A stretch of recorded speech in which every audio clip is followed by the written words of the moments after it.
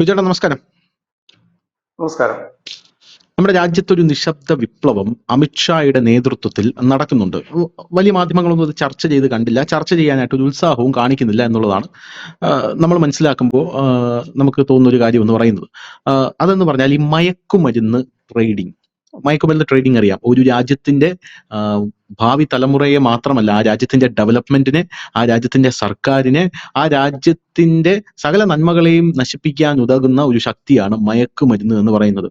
നമ്മള് ഈ പേഴ്സണലി അല്ലെങ്കിൽ നമ്മൾ വളരെ ഇതായിട്ട് കേട്ടിട്ടുണ്ട്, എല്ലാ രാജ്യത്തിന്റെ ഭരണകൂടത്തെയും നയിക്കുന്നത് ഈ ഡീപ് സ്റ്റേറ്റ് എന്ന് പറയുന്ന ആൾക്കാർ പോലും ഈ മയക്കുമരുന്ന് ട്രേഡേഴ്സുമായിട്ട് വളരെ വലിയ കച്ചവടത്തിൽ ഏർപ്പെട്ടിട്ടുള്ള ആൾക്കാരാണ്. അല്ലെങ്കിൽ അവരുമായിട്ട് നല്ല ലിങ്കുകളുണ്ട്. രാഷ്ട്രീയക്കാരായിക്കോട്ടെ, സിനിമാക്കാരായിക്കോട്ടെ, ആർക്കായിരുന്നാലും എല്ലാത്തിന്റെ അവസാനം ഈ മയക്കുമരുന്ന് ട്രേഡിങ്ങിലാണ് പോയി അവസാനിക്കുന്നത് നമ്മൾ കേട്ടിട്ടുണ്ട്. പിന്നെ ഈ ഇലുമിനാറ്റി എന്നൊക്കെ പറയുന്ന പല കാര്യങ്ങളുണ്ട്. അപ്പൊ അതും ഈ മയക്കുമരുന്ന് ട്രേഡുമായിട്ട് വളരെ ബന്ധമുണ്ട് എന്നിങ്ങനെയുള്ള കോൺസ്പിറസി തിയറീസ് ഒക്കെ കേട്ടിട്ടുണ്ട്. അപ്പൊ ഇതിനെ നമുക്ക് വേരോടെ നശിപ്പിക്കണം എന്ന് പറഞ്ഞ് കച്ചകെട്ടി ഇറങ്ങിയ ഒരു മനുഷ്യനാണ് നമ്മുടെ നാട്ടിലെ ഹോം മിനിസ്റ്റർ ആയിട്ടുള്ള അമിത്ഷാ എന്ന് പറയുന്നത്. അമിത്ഷാ പറഞ്ഞിരിക്കുന്നത് നമ്മുടെ നാട്ടിലെ 7% ഇന്ത്യൻസ് നർക്കോട്ടിക്സ് ഉപയോഗിക്കുന്ന ആൾക്കാരാണെന്ന് പറഞ്ഞിട്ടുണ്ട്. കോൺഗ്രസിന്റെ സമയത്ത് 2004 മുതൽ 14 വരെ കണക്കുകൾ പ്രകാരം 8150 കോടി രൂപയുടെ മയക്കുമരുന്നാണ് നമ്മുടെ രാജ്യത്ത് സീസ് ചെയ്തിരിക്കുന്നത്. അതിന്റെ അർത്ഥം തന്നെ അന്നത്തെ കാലത്ത് മയക്കുമരുന്ന് സുലഭമാണെന്നാണ്. അതായത് 8150 കോടി.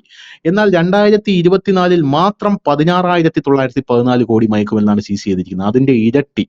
ഒരുപക്ഷെ ഇൻഡിപെൻഡൻസ് കിട്ടിയതിനു ശേഷം ഏറ്റവും കൂടുതൽ മയക്കുമരുന്ന് സീസ് ചെയ്ത ഒരു വർഷം 2024 ആയിരിക്കും എന്നുള്ളതാണ്. പിന്നെ അമിത്ഷാ പറഞ്ഞ വേറൊരു കാര്യമുണ്ട്. ഈ നർക്കോട്ടിക് നെറ്റ്വർക്ക് എന്ന് പറയുന്നത്, നർക്കോട്ടിക്സിന്റെ ഈ നെറ്റ്വർക്ക് എന്ന് പറയുന്നത് ഇൻഫിൽട്രേറ്റേഴ്സിനെയും ടെററിസ്റ്റുകളെയും ജമ്മു കാശ്മീരിൽ സപ്പോർട്ട് ചെയ്യുന്നുണ്ട് എന്ന് അമിത്ഷാ പറഞ്ഞിട്ടുണ്ട്. രണ്ടാമത് അമിത്ഷാ പറയുന്നത് നർക്കോട്ടിക്സ് ട്രേഡ്, അത് നമ്മുടെ രാജ്യത്ത് നർക്കോട്ടിക്സ് ട്രേഡ് നടക്കുന്നുണ്ട്. ഇത് ഡയറക്റ്റ് ആയിട്ട് പോകുന്നത് നമ്മുടെ രാജ്യത്ത് മാത്രമല്ല, ലോകമെമ്പാടും നർക്കോട്ടിക്സ് ട്രേഡ് നടക്കുന്നുണ്ട്. അത് ഡയറക്റ്റ് ആയിട്ട് പോകുന്നത് ടെററിസ്റ്റുകളുടെ കയ്യിലേക്കാണ്, ആ ഫണ്ടിങ്ങിലേക്കാണ് ഇത് പോകുന്നത്. ഇവർ തമ്മിൽ അഭേദ്യമായിട്ടുള്ള ബന്ധം, അതായത് നർക്കോട്ടിക്സ് ട്രേഡും ടെററിസ്റ്റ് ഫണ്ടിങ്ങും അഭേദ്യമായിട്ടുള്ള ബന്ധമുണ്ടെന്ന് അമിത്ഷാ പറഞ്ഞിട്ടുണ്ട്. സീറോ ഇൻഫിൽട്രേഷൻ ഗോൾ, അതായത് നുഴഞ്ഞുകയറ്റം പരിപൂർണമായി ഇല്ലാതാക്കുക, അതിനുവേണ്ടി ഉണ്ടാക്കിയ പദ്ധതിയാണ് സീറോ ഇൻഫിൽട്രേഷൻ ഗോൾ. ഈ സീറോ ഇൻഫിൽട്രേഷൻ ഗോള് വളരെയധികം എഫിഷ്യന്റ് ആയിട്ട് നടപ്പാക്കണമെങ്കിൽ ഈ നർക്കോട്ടിക്സ് ട്രേഡിന്റെ വേരറക്കുക എന്നുള്ളതാണ് അതിന്റെ പ്രധാനപ്പെട്ട ഒരു കാര്യമെന്ന് അമിത്ഷാ മനസ്സിലാക്കിയിട്ടുണ്ട്. പോരാത്തതിന് ഈ ഒരു മാസത്തിന് മുമ്പേ മയക്കുമരുന്ന് കടത്തും ദേശീയ സുരക്ഷയും എന്ന വിഷയത്തിൽ ന്യൂഡൽഹിയിൽ ഒരു പ്രാദേശിക സമ്മേളനത്തിന് അമിത്ഷാ രൂപം കൊടുത്തിട്ടുണ്ടായിരുന്നു, വിളിച്ചു ചേർത്തിട്ടുണ്ടായിരുന്നു. നാർക്കോ ഭീകരതയുടെ മുഴുവൻ ആവാസ വ്യവസ്ഥയും നശിപ്പിക്കാനുള്ള ദൃഢനിശ്ചയം ഞങ്ങൾ എടുത്തിട്ടുണ്ടെന്ന് അമിത്ഷാ പറയുന്നു. മയക്കുമരുന്ന് നിർമ്മാർജ്ജന പക്ഷാചരണയിൽ അന്നുണ്ടായ ആ ഒരു പക്ഷാചരണയിൽ 8600 കോടി രൂപയുടെ 1 ലക്ഷം കിലോഗ്രാം മയക്കുമരുന്ന് നശിപ്പിക്കപ്പെട്ടു. എല്ലാ സംസ്ഥാനങ്ങളുടെയും ക്രൂരമായ സമീപനത്തോടെയുള്ള നിയമവിരുദ്ധ രഹസ്യ ലാബുകൾക്കെതിരെ നിയമ നടപടി സ്വീകരിക്കണമെന്ന് പറയുന്നുണ്ട്. പോരാത്തതിന് വലിയ വലിയ രീതിയിലുള്ള ഈ മയക്കുമരുന്ന് എന്ന് പറഞ്ഞാൽ, ഞാൻ തമിഴ്നാട്ടിലെ മുൻ IPS ഉദ്യോഗസ്ഥനായിട്ടുള്ള ഇപ്പൊ തമിഴ്നാട്ടിലെ BJP-യുടെ തലപ്പത്തിരിക്കുന്ന അണ്ണാമലൈ പറയുന്നത് കേട്ടിട്ടുണ്ട് നർക്കോട്ടിക്സ് കച്ചവടത്തെ കുറിച്ച്. വളരെ എന്ത് ഭംഗിയായിട്ടാണ് അദ്ദേഹം പറയുന്നത് എന്ന് ആലോചിക്കണം. അദ്ദേഹം ഈ നർക്കോട്ടിക്സ് എന്ന് പറയുന്നത് രണ്ടായിട്ട് അദ്ദേഹം തരംതിരിക്കുന്നത്. ഒന്ന് ലോക്കൽ ഡ്രഗും ഒന്ന് ഇന്റർനാഷണൽ ഡ്രഗും. ലോക്കൽ ഡ്രഗിലാണ് അദ്ദേഹം ഈ ഗഞ്ച പോലെയുള്ള സാധനങ്ങളൊക്കെ പെടുത്തിയിരിക്കുന്നത്. അദ്ദേഹം വളരെ സിസ്റ്റമാറ്റിക് ആയിട്ട് പറയുന്നുണ്ട്. ഗഞ്ച എന്ന് പറയുന്നത് ഒരു സ്ഥലത്ത് കച്ചവടം നടത്തുകയാണെങ്കിൽ 200 കിലോമീറ്ററിന് അപ്പുറത്തേക്ക് ഈ കഞ്ചാവ് എന്ന് പറയുന്ന ആ പൊരുൾ എന്ന് പറഞ്ഞാൽ ആ ഒരു ചരക്ക് അവർക്ക് കൊണ്ട് വിറ്റ് കഴിഞ്ഞാൽ 200 കിലോമീറ്റർ അപ്പുറത്തേക്ക് അവർക്ക് അത് കൊണ്ട് വിൽക്കാൻ സാധിക്കില്ല. കാരണം വിറ്റാൽ ലാഭം ലഭിക്കില്ല. അതുകൊണ്ട് ഈ ഗഞ്ച എന്ന് പറയുന്ന മയക്കുമരുന്നുകളെയൊക്കെ നമുക്ക് വളരെയധികം എഫിഷ്യന്റ് ആയിട്ട് അടിച്ചമർത്താനായിട്ട് സാധിക്കും എന്ന് അദ്ദേഹം പറയുന്നുണ്ട്.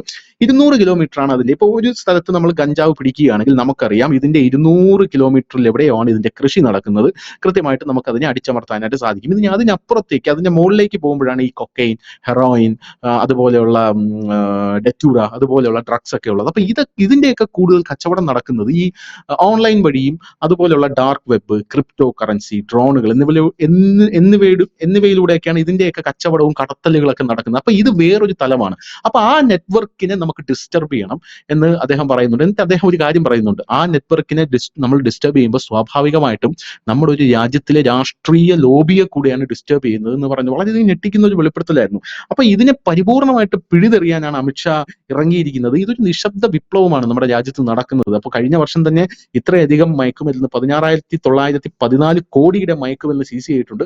2014 മുതൽ 24 വരെ 24 ലക്ഷം കിലോ ഡ്രഗ്സ് സീസ് ചെയ്തിട്ടുണ്ട്. അതായത് 56,861 കോടി രൂപയുടെ ഡ്രഗ്സ് സീസ് ചെയ്തിട്ടുണ്ട് എന്നൊക്കെ പറയുമ്പോൾ വലിയൊരു വിപ്ലവമല്ലേ നമ്മുടെ നാട്ടിൽ നടക്കുന്നത് യഥാർത്ഥത്തിൽ. ഇത് വഴി നമുക്ക് ടെററിസ്റ്റ് ഫണ്ടിങ് അല്ലെങ്കിൽ ഈ ടെററിസ്റ്റുകളുടെ ആ ഒരു സാന്നിധ്യം നമ്മുടെ നാട്ടിൽ പിടിച്ചടക്കാൻ അല്ലെങ്കിൽ ഒതുക്കാനായിട്ട് നമുക്ക് സാധിക്കില്ലേ? എന്താ തോന്നുന്നു?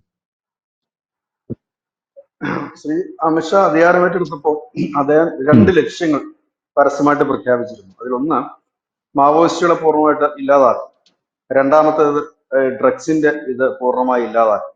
ഡ്രഗ്സ് നമ്മുടെ രാജ്യം മാത്രമല്ല, ലോകത്തെമ്പാടും അഭിമുഖീകരിക്കുന്ന ഒരു വലിയ വിഷയമാണ്. ഈ ഒരു രാജ്യത്തെ നശിപ്പിക്കുന്നതിന് വേണ്ടിയിട്ടായിരിക്കുമല്ലോ എപ്പോഴും രാജ്യത്തിന്റെ എതിരാളികൾ, പ്രത്യേകിച്ച് ഭീകര സംഘടനകളായാലും ഇല്ലെങ്കിൽ മറ്റു രാജ്യങ്ങളായാലും ഒക്കെ ഒരു വളർന്നു വരുന്ന ഒരു രാജ്യത്തെ നശിപ്പിക്കാനുള്ള ഏത് മാർഗവും സ്വീകരിക്കും. ഇപ്പോൾ തീവ്രവാദ പ്രവർത്തനം, ഇപ്പൊ സിറിയയിലും അഫ്ഗാനിസ്ഥാനിലും ഇല്ലെങ്കിൽ മറ്റെവിടെങ്കിലും നടത്തുന്ന തീവ്രവാദ പ്രവർത്തനം പോലൊരു തീവ്രവാദ പ്രവർത്തനം ഇന്ത്യയിൽ നടക്കില്ല. കാരണം അതിനുള്ള ഒരു സാഹചര്യം ഇന്ത്യയിൽ ഇല്ല എന്നുള്ള കാര്യം വളരെ വ്യക്തമാണ്. ബോംബ് സ്ഫോടനങ്ങളോ ഇല്ലെങ്കിൽ വലിയ രീതിയിലുള്ള കാര്യങ്ങളോ ഒന്നും ഇവിടെ നടക്കില്ല. അപ്പോൾ പിന്നെ അവർക്ക് ചെയ്യാൻ കഴിയുന്ന ഒരു കാര്യം ഈ ഡ്രഗ്സ് ആണ്. സൈലന്റ് കില്ലർ എന്ന് പറയുന്നത് പോലെ ഡ്രഗ്സ് ആണ്. നമുക്കറിയാം, ലോകത്തെമ്പാടുമുള്ള തീവ്രവാദ സംഘടനകൾ, മാഫിയകളൊക്കെ പണസമ്പാദനത്തിന് വേണ്ടിയിട്ടാണ് ഡ്രഗ്സ് ഉപയോഗിക്കുന്നത്. കുറച്ചു നാൾക്ക് മുമ്പ് ഒരു വാർത്ത ഉണ്ടായിരുന്നു, ഈ താലിബാൻ ഒപ്പിയം കൃഷി ഇപ്പൊ വ്യാപകമായിട്ട് നടത്തുന്നുണ്ട്. അതവിടെ പരസ്യമായി നടത്തുന്നുണ്ട്. കുറച്ചു നാൾക്ക് മുമ്പ് പാകിസ്ഥാനും അത്തരം കൃഷിക്ക് സഹായങ്ങൾ ചെയ്തു തുടങ്ങിയിട്ടുണ്ട്, പാകിസ്ഥാനിലുള്ള ഓപ്പിയം കൃഷി. അപ്പം രാജ്യങ്ങൾ തന്നെ അതിനുള്ള നീക്കം തുടങ്ങിയിട്ടുണ്ട്. അപ്പോ ഇങ്ങനെ തുടങ്ങുമ്പോൾ അതിനകത്ത് വരുന്ന കുഴപ്പം ഈ ഫണ്ട് ഉണ്ടാക്കാൻ വേണ്ടിയിട്ടാണ് ചെയ്യുന്നത്. രണ്ടാമത്തെ ഒരു കാര്യം എന്ന് വെച്ചാൽ ഭീകരന്മാരെ ട്രെയിൻ ചെയ്യിച്ചിട്ട് നടത്തുന്ന ഭീകരാക്രമണത്തിനേക്കാളും വളരെ സിമ്പിൾ ആണ് ഒരു ഡ്രഗ് അഡിക്റ്റിനെ കൊണ്ട് എന്തും ചെയ്യിക്കാൻ പറ്റും എന്നുള്ളത്. ഡ്രഗ് അഡിക്റ്റിന്റെ കയ്യിൽ അത് എത്തിക്കാൻ പറ്റുമെന്നുള്ളത്. ഇപ്പോൾ അതിർത്തിയിൽ ചെന്നാൽ അതിർത്തി വഴി ഡ്രഗ്സ്, ഇപ്പൊ ഡ്രോൺ വഴിയൊക്കെയാണ് പഞ്ചാബിന്റെയും മറ്റും അതിർത്തി വഴി മയക്കുമരുന്ന് എത്തുന്നത്. അപ്പം ഈ ഡ്രോണുകൾ എത്തുന്നതും അതിനെ കൊണ്ടുപോകാനൊക്കെ ഈ ഡ്രഗ് അഡിക്റ്റുകളെ തന്നെ യൂസ് ചെയ്ത് കഴിഞ്ഞാൽ വളരെ സേഫാണ്. കാരണം ഇവർക്ക് ഇത് കിട്ടിയേ മതിയാവും. കാരണം ഡ്രഗ്സ് യൂസ് ചെയ്യുന്നവർക്ക് ഇത് കിട്ടിയേ മതിയാവും. അപ്പൊ അവർ ജീവൻ പണയം വെച്ച് പോലും ഇതിനിറങ്ങിത്തിരിക്കും. നേരെ മറിച്ച് ഒരു ഭീകരവാദി ഇതിനു വേണ്ടി ട്രെയിൻ ചെയ്യുമ്പോൾ റിസ്ക് ആണ്. ട്രെയിൻ ചെയ്യണം, വേണ്ട വഴി കൂടെ കടത്തി വിടണം. മറ്റേത് ആ വിഷയങ്ങളൊന്നും വരുന്നില്ല, ഏത് വഴി വേണേ കടന്നു പോകും. കാരണം ഉപയോഗിക്കുന്ന അത് കിട്ടാനുള്ള ഒരു ഇതുകൊണ്ട് പോകുന്നു. ഇങ്ങനെയുള്ളവരെ വെച്ചിട്ടാണ് ഉപയോഗിക്കുന്നത്. നമുക്കറിയാം, ഒരു രാജ്യത്തെ തകർക്കണമെങ്കിൽ നമ്മൾ ആ രാജ്യത്തിന്റെ സംസ്കാരം തകർക്കുക എന്നുള്ളതാണ് ഒന്നാമത്തെ ലക്ഷ്യം. ബ്രിട്ടീഷുകാര് നമ്മുടെ രാജ്യത്ത് കടന്നു വന്നപ്പോൾ അവരാദ്യം ചെയ്തത് നമ്മുടെ സംസ്കാരത്തെ തകർക്കുന്ന രീതിയായിരുന്നു. നമ്മളുടെ അന്ധവിശ്വാസങ്ങളാണ്, മറ്റേതാണ് മറിച്ചതാണെന്നൊക്കെ പറയുന്നു. ഇംഗ്ലീഷ് വിദ്യാഭ്യാസം അവർ കൊണ്ടുവരുന്നതിന്റെ പ്രധാന കാരണം ബ്രിട്ടീഷുകാർക്ക് ഇംഗ്ലീഷ് മനസ്സിലാകാൻ വേണ്ടി മാത്രമായിരുന്നില്ല, ഒരു സംസ്കാരത്തെ പൂർണ്ണമായി ഇല്ലാതാക്കുക എന്നൊരു ലക്ഷ്യം കൂടെ അവർക്കുണ്ടായിരുന്നു. പക്ഷെ അതിനൊന്നും അവർക്ക് അങ്ങനെ മുമ്പോട്ട് പോകാൻ കഴിഞ്ഞില്ല. ഇപ്പോൾ ഇത് ഡ്രഗ്സ് ആണ്. നമ്മുടെ കേരളത്തില് അനവധി ബാറുകളുണ്ട്. ഈ ബാറുകളിൽ നമ്മൾ പോയി കഴിഞ്ഞാല് മിക്കവാറും ഒക്കെ വളരെ തിരക്ക് കുറവാണ് ബാറുകൾ. അത് വളരെ ഒരുപക്ഷെ എനിക്ക് തോന്നി ബാർ മുതലാളിമാരോട് ചോദിച്ചിട്ട് കൃത്യമായി പറഞ്ഞു തരും. വലിയ തിരക്ക് കുറവാണ്. പ്രത്യേകിച്ച് ഒരു 40 വയസ്സിന് താഴോട്ടുള്ളവർ വളരെ കുറവാണ് ബാറിൽ കയറുന്നതും മദ്യപിക്കുന്നതും ഒക്കെ. മുൻപ് ഒരു 10 വർഷം മുമ്പ് ഇതായിരുന്നില്ല സ്ഥിതി. ബാറുകളൊക്കെ യുവാക്കൾ ധാരാളമായി എത്തുകയും ബിയർ പോലുള്ള അങ്ങനെയുള്ള കാര്യങ്ങൾ കുടിക്കുകയും ഒക്കെ ചെയ്തിരുന്നിടത്ത് ഇന്ന് അങ്ങനെയുള്ള കച്ചവടമില്ല. അപ്പോൾ സ്വാഭാവികമായി നമ്മൾ പെട്ടെന്ന് ചിന്തിക്കും, എല്ലാവരും നന്നായോ മദ്യപാനം നിർത്തിയോ ചിന്തിക്കും. പക്ഷെ നമ്മുടെ കണക്കുകൾ സൂചിപ്പിക്കുന്ന മദ്യപാനം ഒട്ടും നിന്നിട്ടില്ല എന്നുള്ളതാണ്.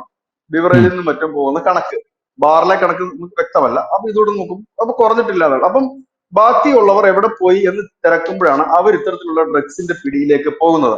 അതായത് ഒരാളെ മയക്കുമരുന്ന് നൽകുക, അയാളെ അതിന്റെ കാരിയർ ആക്കുക. ആ കാരിയർ ആകുന്ന വ്യക്തിയെ കൊണ്ട് നമുക്ക് എന്തും ചെയ്യിക്കാം.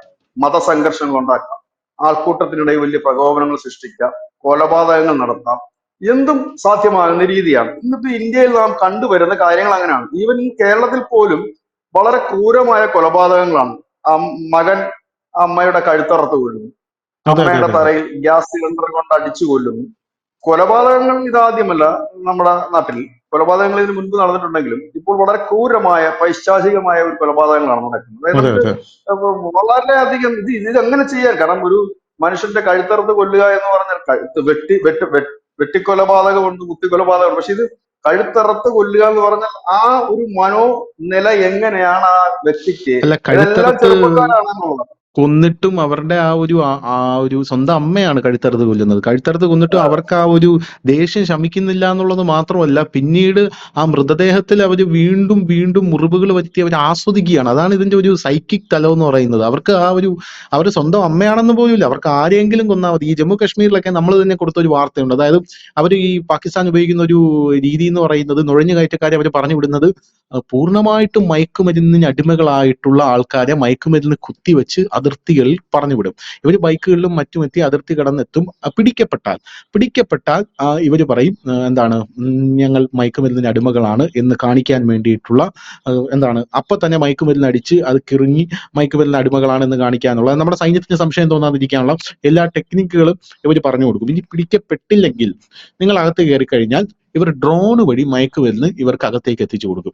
അകത്തേക്ക് ഈ അതിർത്തിയിൽ വന്ന് നിന്നാൽ മതി, ആ അകത്തേക്ക് ഡ്രോൺ വഴി എത്തിച്ചു കൊടുക്കും. പിന്നീട് അവർക്ക് അതിനകത്തുള്ള പ്രവർത്തനങ്ങളും, ഈ മയക്കുമരുന്ന് കിട്ടിയാൽ മാത്രമേ ഇവർക്ക് ഈ പ്രവർത്തിക്കാനുള്ള ഒരു ഊർജവും ഉത്തേജവും ഉണ്ടാവുള്ളൂ. എന്ന് പറഞ്ഞാൽ പിടിക്കപ്പെടുന്നവർക്ക് വേറൊരു ദൗത്യം കൂടെ ഉണ്ട്. അതായത് പിടിക്കപ്പെടുന്നവർ ഇവർ മയക്കുമരുന്നിന് അടിമകളാണ് എന്ന് മനസ്സിലാവുമ്പോൾ സൈന്യം അവരെ തിരിച്ചുവിടുമ്പോൾ അവരുടെ ഡ്യൂട്ടി എന്ന് പറഞ്ഞാൽ സൈന്യത്തിന്റെ സകല രഹസ്യങ്ങളും ആ ഒരു ഭൂപ്രകൃതി എല്ലാം മനസ്സിലാക്കി തിരിച്ചു വരിക എന്നുള്ളതാണ് തിരിച്ചുവിടുന്നവരുടെ ദൗത്യം. അങ്ങനെ പല രീതിയിൽ ഈ മയക്കുമരുന്ന് നമ്മുടെ അതിർത്തിയിൽ ഉപയോഗിക്കുന്നുണ്ടെന്നുള്ളതാണ്. ഈ പഞ്ചാബ് എന്ന് പറയുന്ന ഒരു സംസ്ഥാനം ഒരു വലിയ തകർച്ചയെ നേരിടുന്നതിന്റെ കാരണം ഏറ്റവും കൂടുതൽ ഈ മയക്കുമരുന്ന് ഉപയോഗം വർദ്ധിച്ചത് മൂലമാണ്. അതിന്റെ അതിർത്തി ഗ്രാമങ്ങളിലൂടെയൊക്കെ. ഇത് നമ്മളാരും പറഞ്ഞതല്ല. കോൺഗ്രസ് സർക്കാരിന്റെ കാലത്തും അതിനു മുൻപ് BJP-യുമായി ചേർന്ന് ഭരിച്ച അകാലിദളിന്റെ കാലത്താണ് ഇത് വ്യാപിക്കുന്നത് വലിയ രീതിയിൽ തന്നെ. അവിടുത്തെ യുവാക്കൾ അന്ന് പരസ്യമായിട്ട് തന്നെ ഇവിടെ പല മന്ത്രിമാരും, ഈ അടുത്തും ഏതോ ഒരു മന്ത്രി പറഞ്ഞിരുന്നു, വലിയ രീതിയിൽ വ്യാപകമായ മയക്കുമരുന്ന് നമ്മൾ പഞ്ചാബിന്റെ നമ്മൾ പുറമെ കേൾക്കുന്നു എന്ന് മാത്രമേ ഉള്ളൂ. ഏതാണ്ട് എല്ലാ സംസ്ഥാനങ്ങൾക്കും ഇത് തന്നെയാണ് സ്ഥിതി. കേരളത്തിലും സ്ഥിതി വ്യത്യസ്തമൊന്നുമല്ല. സ്കൂൾ കുട്ടികളുടെ ഇടയിൽ പോലും ഇത്തരത്തിലുണ്ട്. അതായത് ഒരു സമൂഹത്തെ നശിപ്പിക്കുക. നമ്മുടെ ഇന്ത്യയെ സംബന്ധിച്ച് പറഞ്ഞാൽ ഇന്ത്യ 55% യുവാക്കൾ അല്ലെങ്കിൽ യുവതയുള്ള ഒരു രാജ്യമാണ്. ഒരു രാജ്യത്തിൽ എത്ര ശതമാനമാണോ യുവാക്കൾ, ആ രാജ്യം മുൻപോട്ട് വരും. അതാണ് അതിന്റെ രീതി. കാരണം യുവാക്കൾ കൂടുന്നതനുസരിച്ചാണ് ആ രാജ്യത്തിന്റെ കരുത്ത്, ബലം എന്നുള്ളത്. പ്രധാനമന്ത്രി നരേന്ദ്രമോദി അത് ഇടയ്ക്കിടയ്ക്ക് പറയുന്ന കാര്യവും അത് തന്നെയാണ്. ഇത് യുവതയുള്ള നാടാണ്, അതുകൊണ്ട് നമ്മൾ മുൻപോട്ട് കുതിക്കുക തന്നെ ചെയ്യും. അപ്പൊ ഈ യുവതയെ നശിപ്പിക്കുക എന്നുള്ളതാണ് ഭീകരവാദികൾ ചെയ്യുന്ന പ്രധാന പണി. യുവതയെ നശിപ്പിക്കണമെങ്കിൽ അവന്റെ ശാരീരികമായ ബൗദ്ധികപരമായ കാര്യങ്ങൾ നശിപ്പിക്കേണ്ടതായിട്ടുണ്ട്. അവിടെയാണ് ഇത്തരം കാര്യങ്ങൾ. മുമ്പ് നമ്മുടെ നാട്ടിൽ നമ്മൾ കേട്ടിരുന്ന മയക്കുമരുന്ന് എന്ന് പറഞ്ഞാൽ കഞ്ചാവായിരുന്നു. ഇന്ന് ആ കഞ്ചാവിന് അപ്പുറത്തേക്ക് സിന്തറ്റിക് ആയിട്ടുള്ള ഡ്രഗ്സുകൾ കടന്നു വരാൻ തുടങ്ങി. വില കുറഞ്ഞ ഡ്രഗ്സുകൾ കടന്നു വരാൻ തുടങ്ങി. ഓൺലൈനിലും മറ്റും ഒക്കെ അത് എത്തിക്കുന്ന വിഭാഗങ്ങളുണ്ട്. അതായത് നമുക്കറിയില്ല, നമ്മുടെ ചുറ്റുപാട് പോലും അനവധി കുട്ടികൾ ഇതിന്റെ പിടിയിലാണ്. കാരണം ഈ കുട്ടികൾക്ക് ആദ്യം ഇത് കൊടുക്കുകയും ഇത് കിട്ടാതെ വരുമ്പോൾ അവര് ഇത് അന്വേഷിച്ച് ചെല്ലുമ്പോഴും അവർ പറയുന്നത്, നിങ്ങൾ ഇന്നിടത്ത് പോയി അത് കൊണ്ടുവന്നാൽ നിങ്ങൾക്ക് അതിൽ നിന്ന് കുറച്ച് തരാം എന്ന് പറഞ്ഞുകൊണ്ടാണ് ഇവരെ കാരിയേഴ്സ് ആക്കി മാറ്റുന്നത്. ഇത് തന്നെയാണ് അതിർത്തിയിൽ നിന്നും ഇത് കണക്കുള്ള നുഴഞ്ഞു കയറ്റക്കാരെ പ്രേരിപ്പിക്കുന്നതും. ഈ ഡ്രഗ്സ് കിട്ടാതെ വരുമ്പോഴത്തേനും ഇവരെന്തിനും തയ്യാറാകും. നിങ്ങൾ പൊക്കോളൂ എന്ന് പറയും. കാരണം ഇതാണ് ഞാൻ പറഞ്ഞത്, ഭീകരവാദികളെ സംബന്ധിച്ച് അവർക്ക് വലിയ ചെലവോ ടെൻഷനോ ഒന്നുമില്ല. ഇതുപോലുള്ള ആളുകൾ, കാരണം മതപരമായ കാര്യങ്ങൾ പോലും ആയിരിക്കില്ല, ഇല്ലെങ്കിൽ മതപരമായ കാര്യങ്ങൾ ബ്രെയിൻ വാഷ് ചെയ്ത് ഡ്രഗ്സ് കൂടെ കൊടുത്തിട്ടാണ് ഈ കാര്യങ്ങളൊക്കെ ചെയ്യുന്നത്. ഇപ്പൊ ഈ ഹിസ്ബുള്ളയുടെ ഒക്കെ കമാൻഡർമാരും മറ്റും ഭരിക്കുമ്പോൾ അത്തരത്തിലുള്ള വാർത്ത അവിടെ നിന്നും വരുന്നുണ്ട്.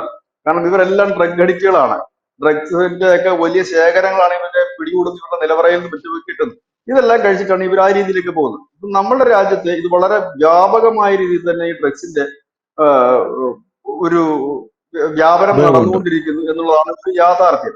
അപ്പൊ ഇത് പോലീസ് മാത്രം വിചാരിച്ചു കഴിഞ്ഞാൽ പൂർണ്ണമായി ഇല്ലാതാക്കാൻ കഴിയില്ല. കാരണം ഇതിന്റെ സോഴ്സുകൾ മനസ്സിലാകുന്ന സാധാരണപ്പെട്ട ജനം അത് പോലീസിനെ ഇൻഫോം ചെയ്യേണ്ട ഒരു ഡ്യൂട്ടി കൂടി പോലീസിന് കയ്യിലുണ്ട്. കാരണം നമുക്കറിയാം, നമ്മുടെ പോലീസ് സേനയുടെ എണ്ണവും സ്ട്രെങ്തും ഒക്കെ നമുക്കറിയാം. അവരെ കൊണ്ട് ഇത്രയും വ്യാപകമായ രീതിയിൽ ഒന്ന് കണ്ടെത്തുക പ്രയാസകരമാണ്. അപ്പോൾ നമുക്ക് കിട്ടുന്ന ഇൻഫർമേഷൻ കൂടി അവർക്കിലേക്ക് പോവുക. ഇപ്പൊ കേന്ദ്ര സർക്കാരിനെ സംബന്ധിച്ച് രാജ്യത്തിന് പുറത്തുനിന്ന് വരുന്ന ഇതുപോലെയുള്ള ഡ്രഗ്സുകൾ തടയാൻ നമുക്കൊരു പരിധി വരെ കഴിയും. പക്ഷെ നമ്മളുടെ ഉള്ളിൽ, നമ്മുടെ സംസ്ഥാനങ്ങളിലും മറ്റുമുള്ള ഇത്തരം വ്യാപനം തടയുക അല്പം പ്രയാസകരമായ കാര്യമാണ്. അപ്പോൾ ഇത് ഇതാണ് ഇപ്പോൾ ലോകത്തെ ഏറ്റവും വലിയ ഭീകര പ്രവർത്തനം എന്ന് പറഞ്ഞ ഈ മയക്കുമരുന്നിന്റെ ഉപയോഗം വർദ്ധിപ്പിക്കുക എന്ന ഉം, നിലയിലേക്കാണ് ഭീകരന്മാർ മാറുന്നത്. ഭീകരന്മാർ പൈസ ഉണ്ടാക്കുന്നത് ഈ വഴിയാണ്. ഇപ്പൊ താലിബാൻ ആയാലും പാകിസ്ഥാൻ സർക്കാർ ഔദ്യോഗികമായി തന്നെയാണ് ഓപ്പിയം കൃഷിക്ക് പ്രോത്സാഹനം കൊടുത്തുകൊണ്ടിരിക്കുന്നത്. അങ്ങനെ പല ഭീകര സംഘടനകളും ഇത്തരം കൃഷികളിലൂടെയാണ് ഈ പണം ഉണ്ടാക്കുന്നത്. മാവോയിസ്റ്റുകൾ എവിടുന്നാണ് പണം ഉണ്ടാക്കുന്നത്?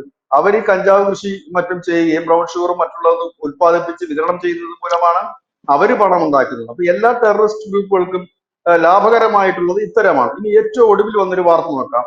മണിപ്പൂർ ഉം, കഴിഞ്ഞ ദിവസം പട്ടാളം വരികയും അവർ റെയ്ഡ് ആരംഭിക്കുകയും ചെയ്തപ്പോൾ 20 ഏക്കറിലെ ഓപ്പിയം കൃഷിയാണ് നശിപ്പിച്ചത്. അതായത് ഈ കുക്കി ഉം, മേഖലയിൽ, കുക്കിക്ക് അവിടെ ഒരു ചെക്ക് പോസ്റ്റ് ഉണ്ടായിരുന്നു. ആ ചെക്ക് പോസ്റ്റ് വെച്ചിരിക്കുന്നത് വേറെ ആർക്കും അവിടെ കടന്നു ചെല്ലാൻ പറ്റുന്നത്. കുക്കികൾ സ്ഥാപിച്ച ചെക്ക് പോസ്റ്റാണ്. പട്ടാളം അതെല്ലാം പൊളിച്ചു കളഞ്ഞു. എന്നിട്ട് അവരകത്തോട്ട് കയറി കഴിഞ്ഞപ്പോഴത്തേനും കാണുന്നത് 20 ഏക്കറിനകത്താണ് ഓപ്പിയം കൃഷി നടത്തുന്നത്. അപ്പം മയക്കുമരുന്നുകളാണ് ഇതിന്റെ ബേസ്. അതിന് മണിപ്പൂരിലേക്ക് എത്തുന്ന മയക്കുമരുന്നുകൾ കൂടുതലും മ്യാൻമാർ അതിർത്തി വഴിയാണ് എത്തുന്നത്. അതുകൊണ്ടാണ് നമ്മൾ അതിർത്തിയിൽ ഇപ്പോൾ വേലിയൊക്കെ കെട്ടി തിരിച്ചിരിക്കുന്നത്. ഈ ഉം, ഉം, മയക്കുമരുന്നിനോടൊപ്പം തന്നെ ആയുധങ്ങളും വിപണനം ചെയ്യുന്നു. അതായത് മയക്കുമരുന്നും ആയുധവും വയലൻസും ഒന്നിച്ചു വരുന്ന ഒരു കാര്യം തന്നെയാണ്. അപ്പൊ ഇത് ഉം, വലിയ രീതി, ഇത് നമ്മൾ കൂടി ജാഗ്രത പാലിച്ചു. കാരണം ഇപ്പം ഒരാളെ സംശയാസ്പദമായി കണ്ടാൽ അയാളുടെ കയ്യിൽ ബോംബുണ്ട് എന്നൊക്കെ നമ്മൾ ഇപ്പൊ ഇൻഫോം ചെയ്യാൻ പഠിച്ചു കഴിഞ്ഞു. ഒരു അനാവശ്യമായ ഒരു ബാഗ് ഇരുന്ന് കഴിഞ്ഞാൽ നമ്മൾ പറയും ഒരു ബാഗ് എന്ന സ്ഥലത്ത് കണ്ടു എന്ന് നമ്മൾ പോലീസിൽ ഇൻഫോം ചെയ്യും. അതുപോലെ ഉം, തന്നെ ഈ ഡ്രഗ്സിന്റെ ഇതെന്ന് കണ്ടു കഴിഞ്ഞാൽ അവിടെയും നമ്മൾ കംപ്ലൈന്റ് ചെയ്യുക എന്നുള്ളതേ ഉള്ളൂ. കാരണം അത് നമ്മുടെ തലമുറയെ തകർത്ത് കളയും, ജീവിതങ്ങൾ നശിപ്പിച്ച് കളയും, ആരോഗ്യവും ബുദ്ധിയും ഇല്ലാത്ത ഒരു തലമുറയായിട്ട് മാറും. അത് മൂലം സംഭവിക്കുന്നത് ഒരു രാജ്യത്തിന്റെ തന്നെ തകർച്ചയായിരിക്കും. അതുകൊണ്ടാണ് ആ ഒരു രീതിയിലേക്ക് പോകരുതെന്ന് പറഞ്ഞു. ഇത് തന്നെയായിരുന്നു പാലാ ബിഷപ്പ് പറഞ്ഞത്, നക്കോട്ടിക് ജിഹാദിനെ കുറിച്ച് അദ്ദേഹം പറഞ്ഞു. അന്ന് അദ്ദേഹം പറഞ്ഞപ്പോൾ അദ്ദേഹത്തിന്റെ മെക്കിട്ട് കയറി ഇവിടെ കിടന്നത് എല്ലാവരും കൂടെ. അദ്ദേഹവും പറഞ്ഞത് നക്കോട്ടിക് ജിഹാദ് എന്ന് പറഞ്ഞൊരു ജിഹാദുണ്ട്. പിള്ളേർക്ക് ഇങ്ങനെയുള്ള ടീമുകളും മയക്കുമരുന്ന് നൽകും, അവരെ അട്രാക്ട് ചെയ്ത് കഴിഞ്ഞിട്ട് ഇവരെ വിളിച്ചുകൊണ്ട് പോയിട്ട് ഏതെങ്കിലും ഒരു ഹാളിലോ എല്ലാം കൊണ്ടിരുത്തിയിട്ട് ക്ലാസ് കൊടുക്കും, മത ക്ലാസ്സുകളോ മറ്റു ക്ലാസ്സുകളോ കൊടുക്കും. ഈ പിള്ളേരുടെ ബ്രെയിനിൽ ഇതിങ്ങനെ വർക്ക് ചെയ്തുകൊണ്ടിരിക്കും. ആ ഒരു മൂഡിൽ ഇരിക്കുന്ന ഒരു കുട്ടി പുറത്തോട്ട് ഇറങ്ങി നിന്ന് പോലീസിനെ കല്ലെറിയാൻ വേണ്ടി ഒരാളെ വെട്ടിക്കൊല്ലാൻ പറഞ്ഞ് ഈസി ആയിട്ട് ചെയ്യും. കാരണം ഇതുണ്ട്. ഇനി ഇത് കിട്ടാതെ വരുന്ന സമയത്തും അപ്പൊ ഇത് ഒരിക്കലും ഈ ഗ്രൂപ്പ് വിട്ടുപോകുന്നില്ല. ഈ ഗ്രൂപ്പാണ് അതിന്റെ തീരുമാനിക്കുന്നത്. അത് ഇവിടെ മാത്രമല്ല, ബ്രിട്ടനിലടക്കം ഈ കലാപം നടന്ന സമയത്തും ബ്രിട്ടനിൽ കുറച്ചുള്ള ഒരു കലാപം നടന്നിരുന്നു. അവിടെ പോലീസ് അടിച്ചൊതുക്കിയ ഉം, സമയത്തും ഇതിന്റെ ഒരു സ്വാധീനം അവിടെ കണ്ടിരുന്നു. ഈ മയക്കുമരുന്ന് ഉപയോഗം വലിയ രീതിയിൽ ഉള്ളത് കൊണ്ടാണ് ഇത്ര വയലന്റ് ആയിട്ട് ആളുകൾ ഇറങ്ങുന്നത്. അതുകൊണ്ട് അതാണ്. പക്ഷെ ഇന്ത്യ അതിനകത്ത് വലിയ അല്ല, രീതിയിൽ ഇതിന്റെ തന്നെ, കാരണം നമ്മുടെ സ്വാധീനം എല്ലാ രാജ്യത്ത് സ്ഥലത്തും ഉണ്ടല്ലോ. പ്രധാനമായും ഈ പിള്ളേരുടെ അടുത്തേക്ക് ഈ മയക്കുമരുന്നിന്റെ സ്വാധീനം എത്താനായിട്ട് ഞാൻ പറയട്ടെ, സിനിമകളിലൂടെ എന്തോരം ഗ്ലോറിഫിക്കേഷനാണ് മയക്കുമരുന്നിനെ കുറിച്ച് നടക്കുന്നത്.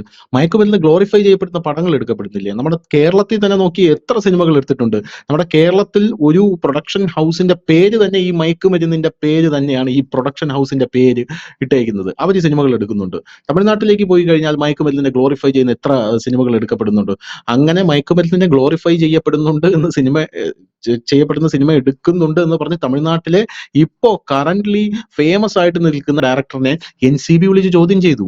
അപ്പൊ പുള്ളി പറഞ്ഞു, ഞാൻ ഈ മയക്കുമരുന്നിനെ ഗ്ലോറിഫൈ ചെയ്യുന്ന രീതിയിലല്ല എടുക്കുന്നത്, മയക്കുമരുന്ന് സമൂഹത്തിൽ ഉണ്ടാക്കാവുന്ന തിക്തഫലങ്ങളെ കുറിച്ചാണ് സിനിമ എടുക്കുന്നതെന്ന് പറഞ്ഞു. അപ്പൊ NCB ആളോട് ചോദിച്ച ചോദ്യമുണ്ട്, ഇത് എത്ര കൃത്യമായിട്ട് ഈ മയക്കുമരുന്നിന് ഇന്ന ദോഷമുണ്ട്, ഈ മയക്കുമരുന്ന് വരുന്ന നെറ്റ്വർക്ക് ഇതാണ് എന്ന് നിങ്ങൾക്ക് എങ്ങനെ അറിയാമെന്നുള്ള ചോദ്യമാണ് പുള്ളിയോട് ചോദിച്ചത്. കാരണം ഈ മയക്കുമരുന്നുമായിട്ട് ബന്ധമുള്ള ആൾക്കാരെ കോണ്ടാക്ട് ചെയ്താൽ മാത്രമേ ഇത്ര ഗംഭീരമായിട്ട് ഇത് പഠിക്കാനായിട്ട് സാധിക്കുകയുള്ളൂ.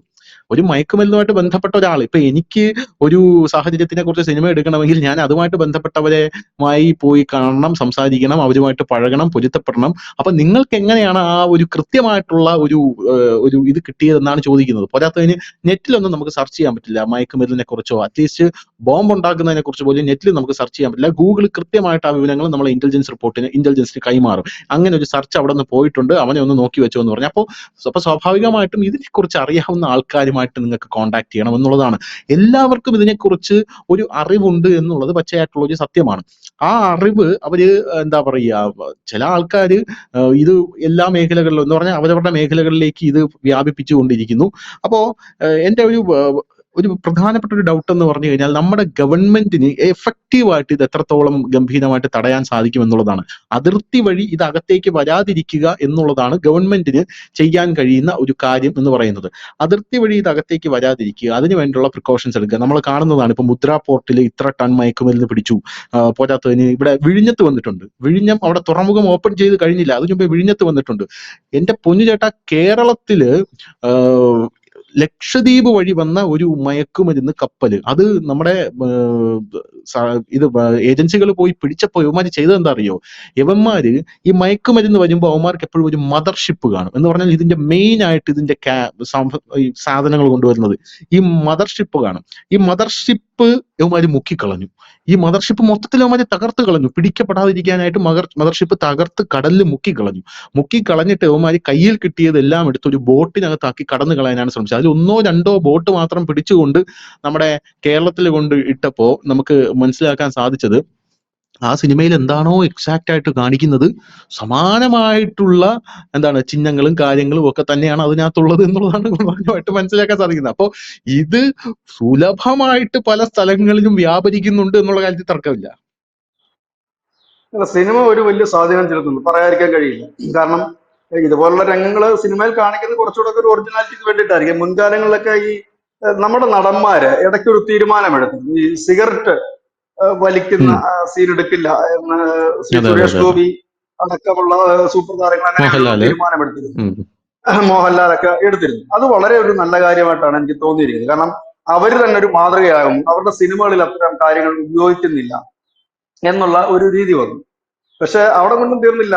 ഒരു പുതുമുഖ നടൻ അഭിനയിക്കുന്ന സിനിമ, ആ സിനിമയിൽ ഉടനീളം അദ്ദേഹം ഈ ഇലക്ട്രോണിക് സിഗരറ്റാണ് വലിക്കുന്നത്, ഈ ഇലക്ട്രിക്കൽ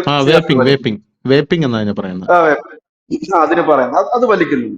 പിന്നീട് നമ്മൾ കാണുന്ന ഈ സൂപ്പർ സ്റ്റാറുകൾ തന്നെ ഈ മയക്കുമരുന്നുമൊക്കെ ഉപയോഗിക്കുന്നതും അല്ലെങ്കിൽ അതിനെ പ്രോത്സാഹിപ്പിക്കുന്നതുമായിട്ടുള്ള സിനിമകളാണ് പിന്നെ വരുന്നത്. സ്വാഭാവികമായി തന്നെ ഇതെന്താണെന്ന് അറിയാൻ ക്യൂരിയോസിറ്റി ഉള്ള ഒരു ചെറിയ വിഭാഗം പിള്ളേരുണ്ടാകും, അല്ലെങ്കിൽ ആളുകളുണ്ടാകും. ഇല്ലെങ്കിൽ ഇതിപ്പം നമ്മുടെ സൂപ്പർ സ്റ്റാറുകളൊക്കെ ഉപയോഗിക്കുന്നുണ്ട് എന്നൊരു ചിന്ത വരും. ഇപ്പോ കേൾക്കുന്ന വിവരം സിനിമാ മേഖലയിലാണ് ഇത് ഏറ്റവും കൂടുതൽ ഉപയോഗപ്പെടുത്തുന്നത് എന്നുള്ളതാണ് ഏറ്റവും വലിയ രസം. അപ്പോൾ അങ്ങനെ ഈ സാധനങ്ങളൊക്കെ കഴിച്ചിട്ടിരുന്ന് തിരക്കഥ എഴുതുമ്പോഴും ഈ സാധനങ്ങളൊക്കെ കഴിച്ചിട്ട് സിനിമ എടുക്കുമ്പോഴും അപ്പൊ അവർക്ക് സ്വാഭാവികമായി തന്നെ ഇതേ അവർക്ക് പറയാൻ കഴിയുള്ളൂ. കാരണം എല്ലായിടത്തും ഇത് ഉപയോഗിക്കുന്നു. നമ്മൾ കണ്ടതാണ് പല നടീനടന്മാരെ കുറിച്ച് ഇങ്ങനെയുള്ള വാർത്തകളും മറ്റും വരുന്നതൊക്കെ. ഇതിപ്പോ സെലിബ്രിറ്റി ആയതുകൊണ്ട് അറിയും, പാവപ്പെട്ടവർ അറിയുന്നില്ല എന്ന് മാത്രമേ. അപ്പൊ ഇതിന് ഒരു തടയിടേണ്ടത് അനിവാര്യമായ ഒരു ഘടകമാണ്. അതിപ്പം സർക്കാരും പോലീസും മാത്രം വിചാരിച്ചിട്ട് കാര്യം നടക്കില്ല. ജനങ്ങൾ കൂടി ഇതിനകത്തൊരു അവയർനെസ് ഉണ്ടാകണം. ജനങ്ങൾ ഇപ്പൊ തന്നെ നമുക്കറിയാം, പല നടന്മാരെയും കാണിക്കുന്ന പേക്കൂത്തരങ്ങൾ എന്തിന്റെ പേരിലാണ് കാണിക്കുന്നത് നമുക്ക് അറിയാൻ പറ്റും. കാരണം നോർമൽ അല്ലാത്ത ചില പ്രവർത്തികൾ ചില നടീനടന്മാരുടെ ഭാഗത്ത് വരുമ്പോൾ നമുക്ക് കൃത്യമായി അറിയാം. അപ്പൊ അതൊക്കെ കൃത്യമായി തന്നെ നടപടി എടുത്ത് പോകേണ്ടത് പോലീസാണ്. ഉടനുടൻ ഇങ്ങനെ കാര്യം നടപടി എടുത്തു പോകുക. പിന്നെ ഇങ്ങനെയുള്ള ഇൻഫർമേഷൻസ് കാണുമ്പോൾ സ്വാഭാവികമായി തന്റെ കുട്ടി 2 ദിവസമായിട്ട് ഒരു വല്ലാത്ത ലക്ഷണത്തിലാണ് തന്റെ വീട്ടിലെ കുട്ടി അങ്ങനെ ആണെന്ന് കാണുമ്പോൾ അതിനെ വാച്ച് ചെയ്യാനും ഒക്കെ ചെയ്യുക. ഇല്ല എന്നുണ്ടെങ്കിൽ നമുക്ക് ബോധവും പൊക്കണവും ഇല്ലാത്ത ഒരു തലമുറയായിരിക്കും നമുക്ക് ഉണ്ടാകുന്നത്. അത് നമ്മളെ സംബന്ധിച്ച് വലിയ ബാധ്യതയായി മാറും ഈ രാജ്യത്തെ സംബന്ധിച്ച്. കാരണം നിർജീവമായിട്ടൊരു യുവത്വത്തെ കിട്ടിയിട്ട് ഒരു കാര്യവുമില്ല. ഇത് ഒരു കുത്തഴിഞ്ഞ ജീവിതത്തിലേക്കാണ് പോകുന്നത്.